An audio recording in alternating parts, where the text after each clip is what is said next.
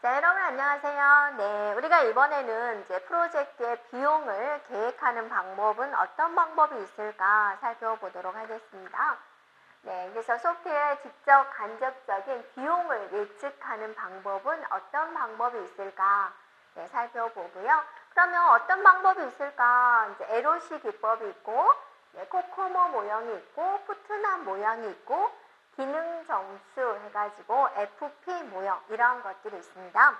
그러면 우리가 또 이러한 것들을 또 하나씩 또 살펴봐야 되겠죠. 힘들겠죠. 네. 그래도 힘내서 진행하도록 하겠습니다. 자, 소프트웨어에 대한 측정 요소를 살펴보면은요. 어떤 걸 측정할 수가 있냐라는 거죠.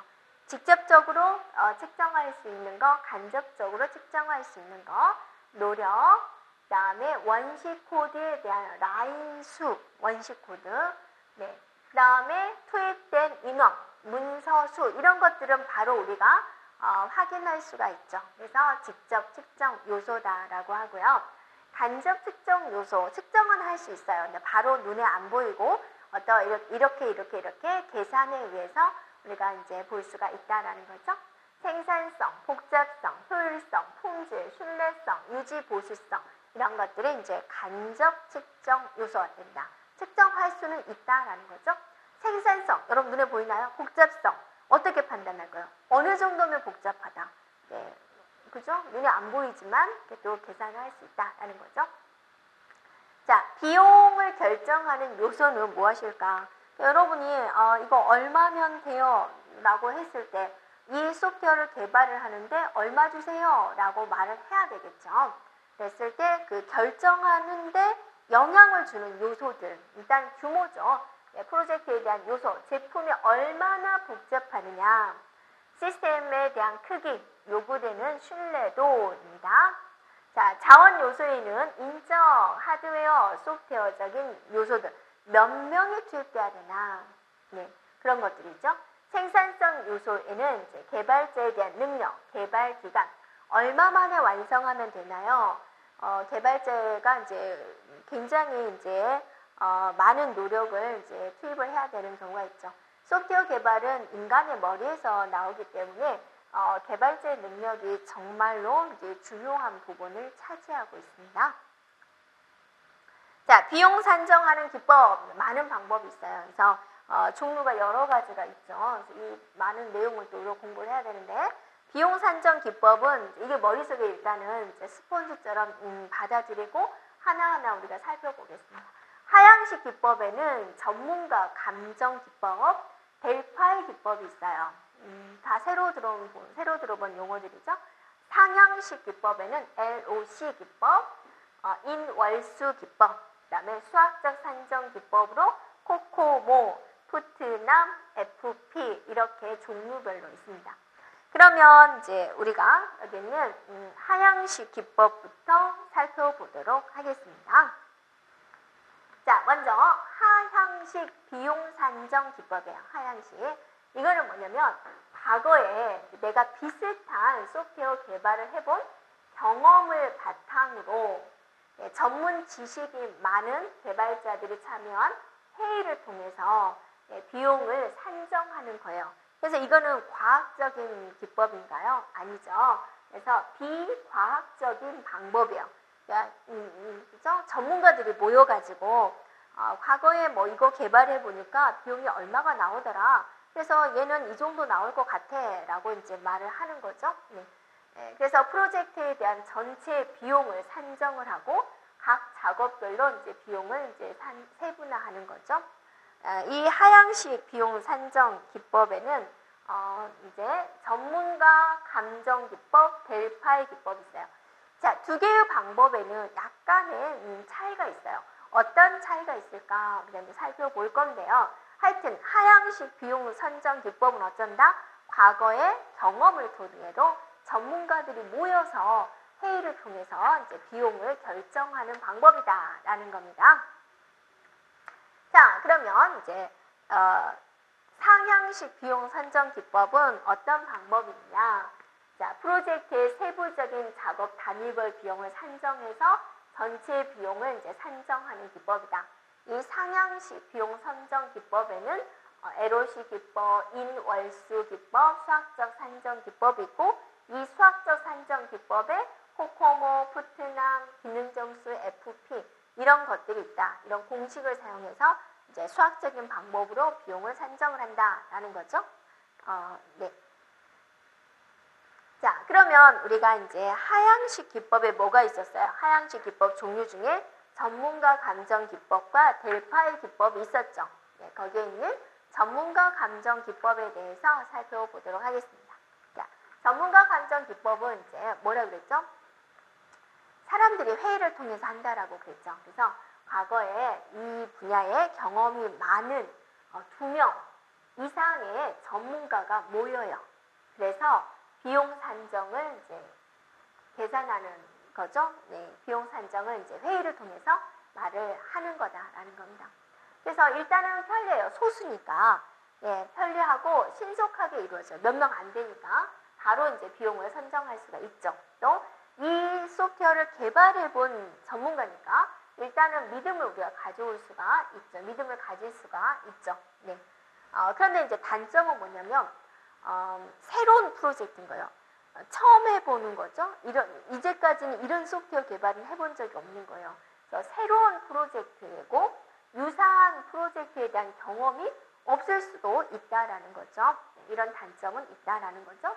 자, 근데 경험상에서 비용을 결정하기 때문에 이 전문가가 개인적인 생각을 가질 수 있는 거죠. 소수니까 또 주관적인 생각을 가질 수가 있다라는 거죠. 이런 단점은 가지고 있다. 네, 이게 이제 전문가 감정 기법이다라는 거죠. 그래서 2명 정도니까 2명 이상 정도니까 2명 이상 나지면 되게 소수잖아요. 좀 너무나 좀 편파적이 될 수도 있겠다라고 생각을 한 거죠.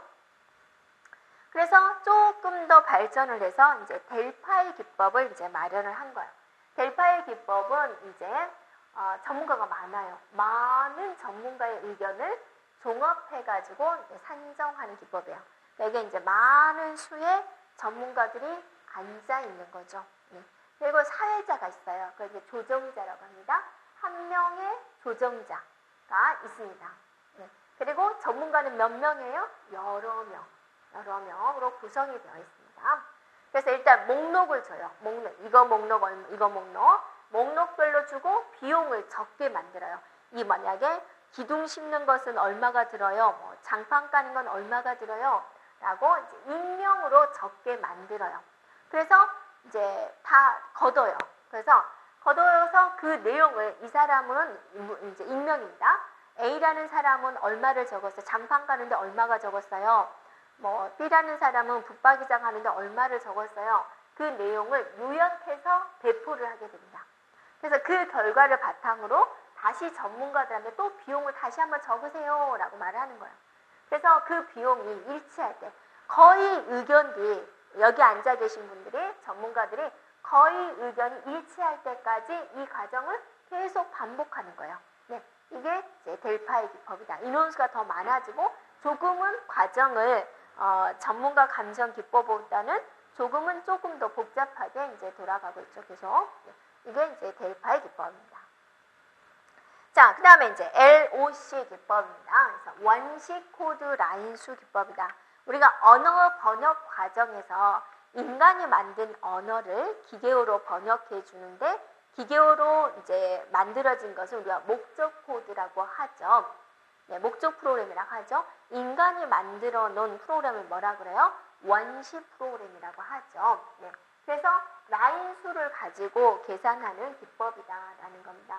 그래서 원시 코드의 라인 수 몇 줄 작성했느냐, 5만 줄, 20만 줄 라인 수를 가지고 측정을 한다라는 겁니다. 그래서 비관치, 낙관치, 기대치를 측정을 해서 예측을 한다라는 거죠. 자, 비관치다라는 것은 이제 가장 많이 측정된 라인 수. 낙관치는 뭐냐면 가장 적게 써줬네요. 가장 적게, 가장 많이. 기대치는 뭐냐면 이제 측정된 모든 코드의 평균입니다. 자, 비관치, 낙관치, 기대치로 이렇게 나누게 됩니다. 네. 그래서 자, 예측치를 내놓는 거죠. 이 계산 방식에 의해서 6분의 A 더하기 4M 더하기 B 이 방식대로 이제 예측치를 내놓는 거죠. 그래서 그 예측치를 구하고 이걸 또 이용을 해가지고 이제 최종적으로 비용을 산정하는 기법이 된다라는 겁니다. 자, 산정 공식은 있는데 이 산정 공식은 굳이 여러분이 안 외워도 돼요. 앞에 있는 이 공식은 여러분이 외워주고요. 이건 외워주고 네, 이 공식은 안 외워도 돼요. 그냥 상식으로 이건 풀 수 있어요. 네. 자, 단위가 월당 몇 명 필요하냐. 개발 기간이 있고 투입 인원이 있습니다. 네, 개발 비용은 노력 몇 명이냐겠죠. 그 다음에 비용 곱해주면 개발 비용이 나오고요. 몇 개월 걸려요 라고 말을 했을 때 총 필요한 인원, 투입되는 인원 나누기 해주면 되고 그래서 생산성은 노력분의 LOC 단계 내가 총 완성해야 될 라인 수가 있고 몇 명이 투입된다. 그러면 한 명당 몇 주를 완성을 해야 된다라는 게 보이고 또 이게 인원이 이제 몇 개월 동안 할 것인지 개월수 곱하기 투입 인원분의 몇 주를 완성해야 되는지 이걸로써 우리가 계산을 할 수 있습니다. 조금 어렵게 보이지만 우리가 문제를 풀면 그렇게 어렵지 않습니다. 자, 한번 우리가 살펴볼게요. 문제 한번 살펴볼게요. 자, 내가 완성해야 될 총 라인 수가 프로그램을 쓸 때 완성해야 될 라인 수가 3만 라인이 돼요. 그 다음에 개발에 참여할 인원, 개발 참여할 프로그래머가 몇 명이냐면 5명이에요. 네. 평균 월간 한 명이 몇 라인을 작성을 하냐면 300 라인을 작성을 해요. 자, 그러면 이제 소요되는 기간은 얼마입니까? 라고 그랬어요. 지워주고 깨끗하게 지워주고 네. 그러면 여러분이 총 라인 수가 얼마라고요? 3만 라인이라고 그랬어요. 그러면 한 명이 300 라인씩 만드는데 5명이서 만드니까 한 달에 얼마를 만들 수 있어요? 5 곱하기 300 라인을 만들 수가 있죠. 그러니까 이거를 나눠보면 얼마가 생겨요? 네, 20이 생기나요? 20. 그래서 단위가 월이니까 20개월이 걸려요 라고 이제 나올 수가 있다라는 거죠. 네. 자, 이렇게 구하면 되기 때문에 여러분이 앞에서 나온 이 공식은 굳이 외울 필요가 없다라는 겁니다. 네, 문제를 보고 이렇게 보면 좀 어렵죠. 근데 문제를 풀면은 여러분 이해가 될 거예요. 자, 개발 단계별 인월수 구하는 겁니다. 인월수. 한 달에 몇 명이 필요하냐라는 겁니다. 네, LOC 기법을 보완하기 위한 이제 기법이 되는 것이고 각 기능을 구현하는데 필요한 인월을 이제 노력으로 보는 거죠. 네. 생명 주기의 각 단계별로 산정을 해가지고 LOC 기법보다 더 정확하게 표현하는 기법입니다. 자, 그 다음에 이제 우리가 코코모 모델이 있는데요. 이제 코코모 모델부터는 우리가 이제 중요한 개념이 됩니다. 자, 코코모 모델은 이제 뭐냐면 보엠이 제안을 했다. 이것도 이제 또 객관식에서 한 번씩은 나오더라고요. 보엠이 제안을 했다. 자, 원시 프로그램의 규모인 이제 LOC에 의해서 비용을 산정하는 기법이 됩니다. 개발할 소프트웨어 규모를 몇만 라인인지 예측을 하게 됩니다. 그래서 이를 소프트웨어 종류에 따라서 다르게 측정되는 비용 산정 공식이 있습니다. 거기에 대입을 해가지고 비용을 산정하는 거예요.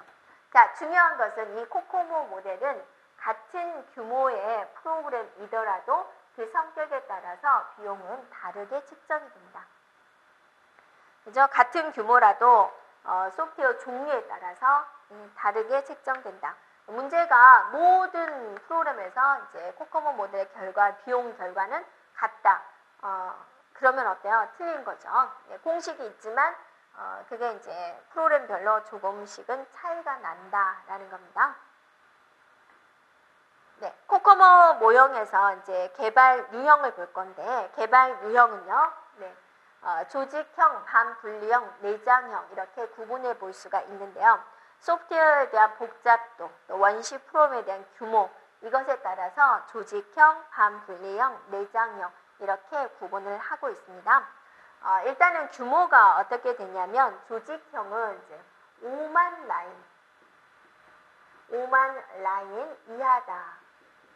반분리형은 30만 라인. 네, 30만 라인 이하. 내장형은 뭐냐면 30만 라인 이상을 이제 말을 하고 있습니다. 이렇게 구분을 하고 있습니다.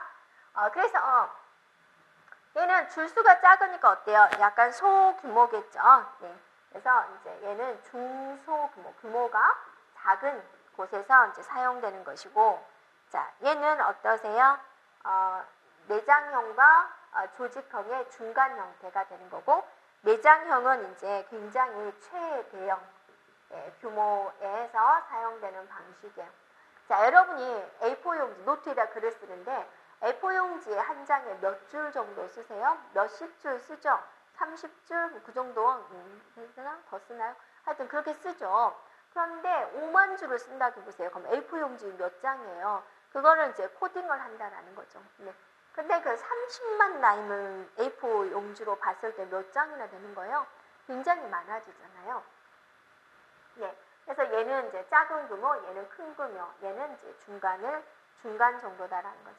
그래서 조직형은 이제 주로 어떤 업무냐, 일괄 자료 처리라든지 사무 처리에 관련된 프로그램 개발이 여기에 포함이 되는 거고, 반분리형은 이제 운영체제나 또는 데이터베이스 관리 시스템 정도의 소프트웨어를 개발하는 정도다라는 거고, 내장형은 이제 굉장히 커지죠.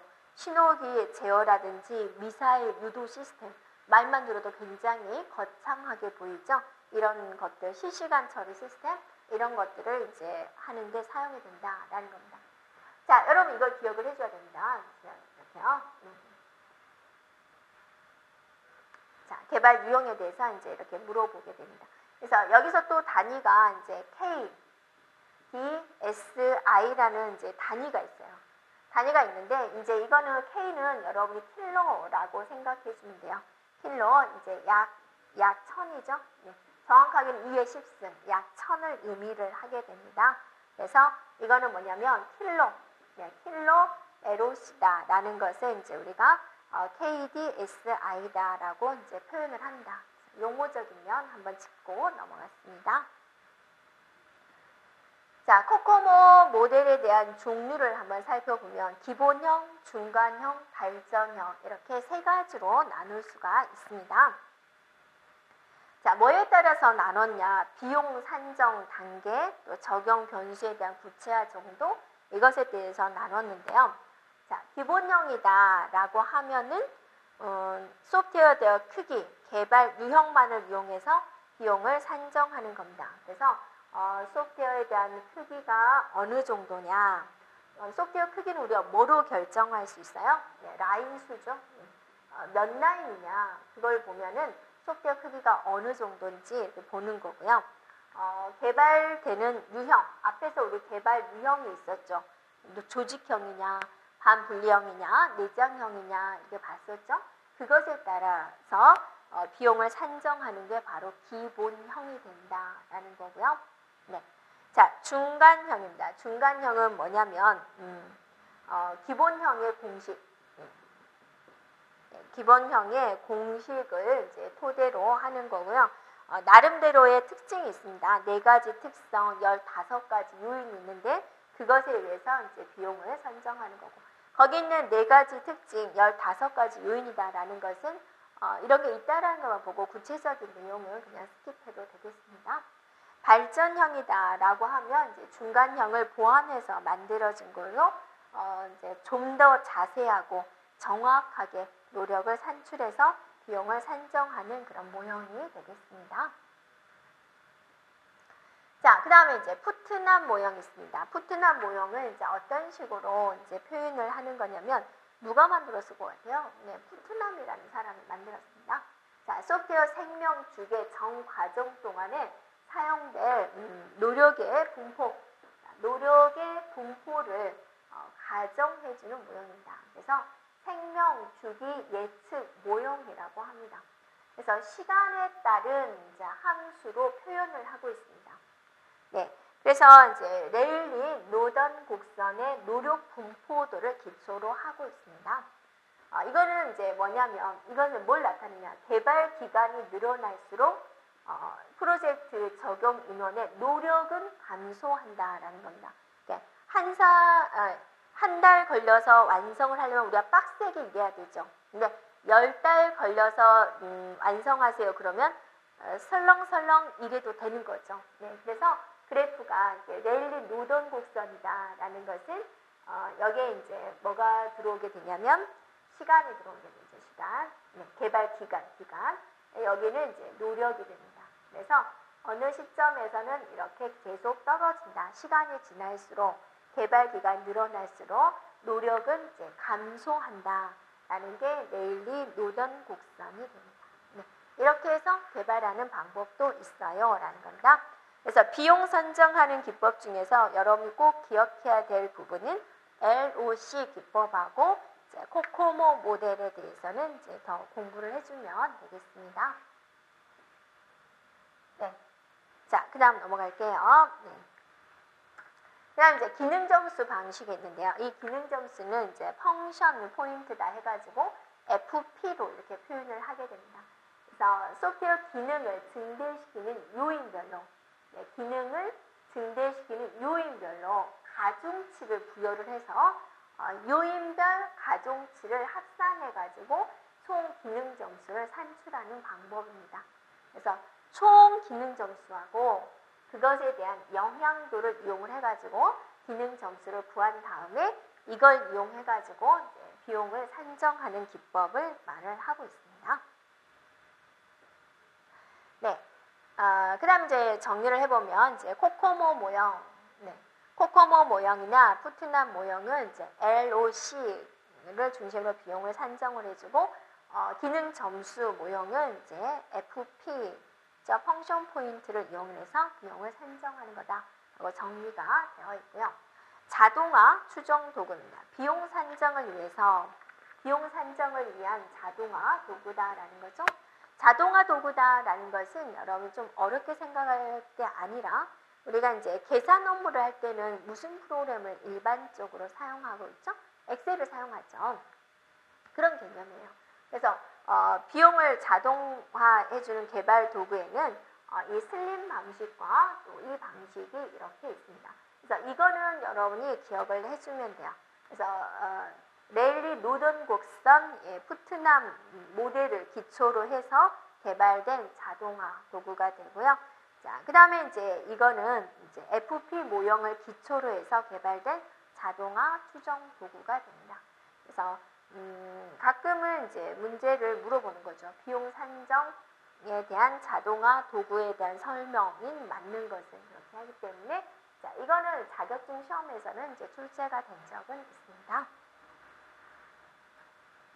자, 이제 인간으로 넘어올게요. 자, 여러분이 이제 여기까지 한번 잠시 생각을 해보세요. 내가 이제 소프트웨어 개발을 하겠다. 그러면 어떤 모델을 쓸 것이다. 포포스를 쓸까, 나선형을 쓸까, 프로토타입을 쓸까 고민을 해서 결정을 했겠죠. 그 다음에 이제 비용 산정했죠. 그 다음에 며칠 일정 결정했죠. 며칠이면 돼요, 얼마면 돼요, 결정을 했단 말이에요. 그럼 이제 뭐 해야 돼요? 팀원들을 구성해야죠.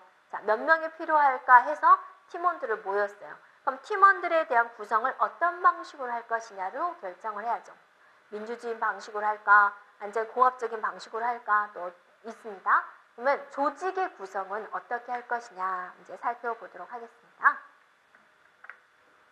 자, 각 구성원들에 대한 역할을 이제 할당을 하고요. 어떤 방법으로 협력할 것인가를 이제 정의를 하는 거죠. 그래서 프로젝트에 대한 며칠 걸려요. 작업에 대한 특성, 그다음에 팀 구성원 사이의 의사 교류는 어떤 식으로 해야 되고 몇 번 정도 있어야 되느냐. 네.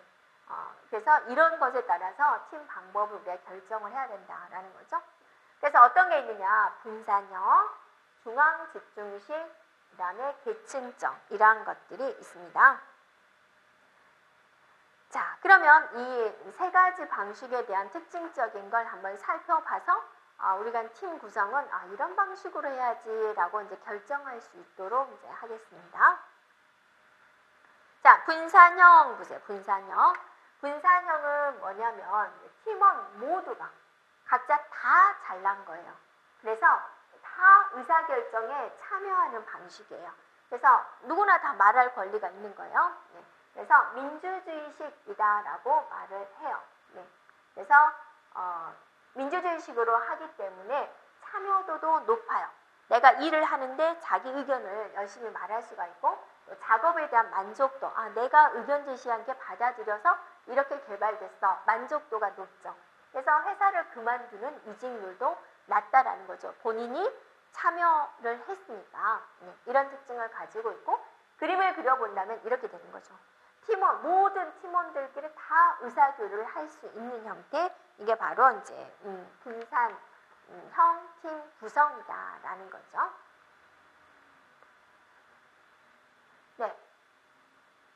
네, 설명 들어볼까요? 네, 팀 구성원 이제 각자가 서로의 일을 검토하고 다른 구성원들에 대해서 이제 같은 팀원으로서 이제 책임을 진다고 그러죠. 책임을 누가 지느냐, 그게 이제 문제가 되는데요. 팀원들 스스로가 책임을 진다 그거죠. 네, 같은 그룹이면 같은 그룹의 일원으로서 책임을 져요라는 겁니다. 그래서 여러 사람의 의사교류가 가능하죠.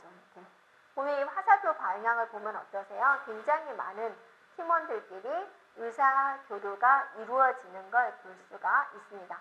그래서 이거는 간단한 걸까요? 네, 아닙니다. 네, 그래서 이제 복잡한 장기 프로젝트, 복잡하고 장기 프로젝트 개발엔 적합한 팀 구성이다라는 겁니다. 그래서 모든 팀들이 어떠세요? 모든 팀원들이 어떠세요?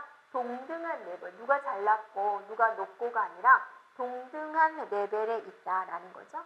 가장 많은 의사소통 경로를 이제 구성이 하고 있습니다. 자, 그런데 이제 이거는 여러분이 5명이니까 이 정도 그려놓은 거지, 만약에 팀원들이 100명이다, 뭐 10,000명이다, 그러면 서로 이제 한 번 말하려고 해도 시간도 오래 걸리죠. 네, 그렇기 때문에 의사결정 시간이 늦어지는 거죠. 빨리 결정이 안 될 수 있습니다. 네. 그 다음에 이제 개개인에 대한 생산성, 또 책임감이 낮아질 수도 있다라는 거죠. 네. 이게 분산형 팀 구성입니다. 자, 이번에는 이제 중앙 집중식을 한번 살펴볼게요. 중앙 집중형 팀 구성입니다. 자, 이거는 뭐냐면 관리자 한 명입니다. 네. 하나의 관리자가 의사결정을 하는 거예요. 혼자 하는 거 혼자. 그리고 구성원들은 그 결정에 무조건 따라야 되는 거예요.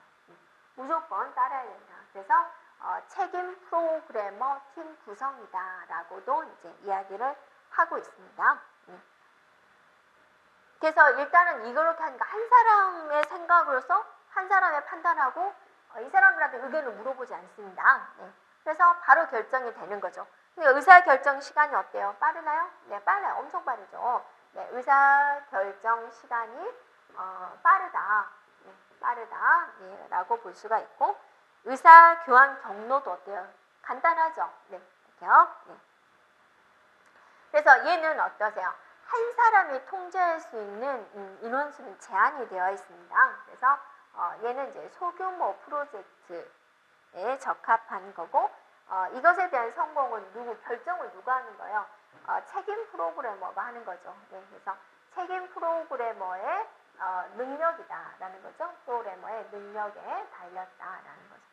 자, 나 혼자서 10명의 팀원들과 직접 소통하면서 그건 가능하죠. 10,000명의 팀원들하고 나랑만 이야기해야 돼요. 관리자하고만, 책임 프로그래머하고만 대화를 해요. 10,000명이거든요. 한 번 대화하려면 엄청 기다리죠. 그래서 규모가 커지면 이거는 힘들어진다라는 거죠. 네, 그래서 소규모에서 적합한 방식이다라는 겁니다. 네, 그 다음에 이제 중앙 집중형 팀 구성원들입니다. 자, 거기서 책임 프로그래머가 가장 우두머리다라고 그랬죠. 그래서 이 책임 프로그래머는 자, 모든 것에 대한 이제 결정을 합니다. 분석 설계, 중요한 거 다 하는 거죠. 분석 설계, 기술적인 판단, 작업 지시, 네, 배분. 이 일은 누가 하고요. 이 일은 너가 해. 이런 식으로 작업 배분을 담당을 하고. 자, 그 밑에 프로그래머가 있습니다. 책임 프로그래머의 지시에 따라서 원식 코드를 작성한 프로그래머가 뭐예요? 네, 원식 코드 작성해야죠. 그 다음에 이런 것들 검사, 디버깅, 뭐 문서 작성, 프로그래머 작성하면서 나오는 문서 작성 이런 것들을 하는 거죠. 자, 그다음에 프로그램 사서가 있습니다. 프로그램 리스트, 설계 문서, 검사, 계획 이런 것들을 이제 관리하는 게 프로그램 사서가 되고요. 명칭이. 자, 보조 프로그램은 책임 프로그래머에 대한 업무 지원합니다. 여러분 여기서 이제 보조 프로그램 이게 이제 나왔는데 보통은 보조 프로그래머 하면 누구의 지시를 받는다? 프로그래머의 지시를 받는다라고 생각할 수가 있겠죠. 그런데 책임 프로그래머의 지시를 받아서 네, 그것에 대한 이제 업무를 지원을 책임 프로그래머의 업무를 지원하는 게 보조 프로그래머예요. 이것만 조심해 주면 되겠습니다. 자, 이번에는 이제 계층적 팀 구성에 대해서 살펴볼게요. 계층적 팀 구성이다. 그러면 자, 중앙 집중력은 어떠세요? 한 명이 관리를 하다 보니까 인원이 제한되어 있죠. 혼자서 관리할 수 있는 인원이 제한되어 있었잖아요. 네, 계층적 팀 구성은 이제 뭐냐면 5명에서 7명의 초급 프로그래머를 작은 그룹으로 만들어서 각 그룹을 이제 고급 프로그래머가 관리하도록 하는 이런 구성 방식이다라는 겁니다. 네. 그래서 초급은 아무래도 일하는 게 서툴잖아요. 그래서 고급 프로그래머가 초급 프로그램들을 이렇게 이제 관리할 수 있도록 해주는 방식이다라는 거죠. 네. 그래서 분산형과 중앙 집중식을 이제 혼합한 방식이다라고 해서 혼합식, 네. 혼합형 팀 구성이다라고도 이제 말을 한다라는 겁니다. 그래서 프로젝트 리더 이제 고급 프로그래머한테 지휘 권한을 부여를 하게 되고 의사 교환은 이제 고급 프로그래머, 초급 프로그래머 자, 이렇게 이제 분산을 하게 된다라는 거죠. 그런데 이제 여기서 문제점은 뭐냐면 기술자잖아요. 프로그래머들은 기술자예요. 기술자. 이 기술자가 고급 기술자가 초급 프로그래머들을 어떻게 해야 돼요? 잘 다독여서 어떻게 잘 끌고 가야 돼요. 이거는 뭐죠? 경영이잖아요. 네. 근데 프로그래머는 경영을 하는 데 있어서 힘듭니다. 프로그래머는 어떠세요? 집중적으로 꽉 막혀진 공간에서 자신만이 있는 공간에서 집중적으로 코딩을 하고 개발을 해야지 뭔가 아이디어가 나오잖아요. 물론 가끔씩 확 트인 산이나 바다로 가지만 이런 팀원들끼리 시끌벅적한 곳에서는 개발이 나오지 않습니다. 이게 중점적인 거죠. 그런데 이제 경영을 하고 이제 사람들 간에 소통을 하고 경영은 어때요? 소통하고 막 시끌벅적하고 다독여주고 막 으쌰으쌰하고 그런 게 더 우선이잖아요. 그래서 이게 힘들다라는 거죠. 기술자가 관리의 능력까지 갖춰야 한다라는 것은 좀 많이 힘든다라는 거죠. 그래도 어째요? 해야죠. 네, 이게 이런 단점은 있어요라는 겁니다. 그래서 그림으로 그려본다면 이제 이런 형태가 되는 거죠. 네, 되겠나요? 네. 자, 여기까지 우리가 이제 프로젝트 조직 구성에 대해서 살펴보았습니다. 자, 여러분 수고하셨습니다.